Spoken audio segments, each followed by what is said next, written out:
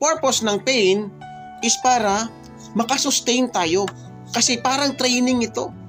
Pag wala kang pain, wala kang naramdaman, hindi ka maging matibay. Kaya tingnan nyo, kahit yung motorsiklo, binibraking ang motorsiklo para maging matibay siya, tama? Sa training, may pain, wala. Merong pain. Pati sundalo. Pulis, pag mag-training yan, may pain yan. May mga training.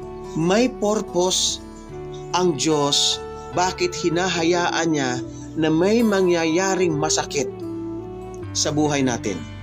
Hindi ho siya purpose ng Diyos upang tayo basta saktan lang kung wala lang.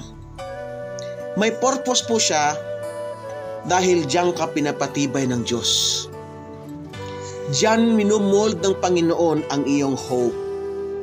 Kaya ito mga tao na to na dumadaan sa maraming pain, pag malampasan na nila, tinulungan sila ng Diyos, iba na ang kanilang hope. No? Nagiging hopeful na sila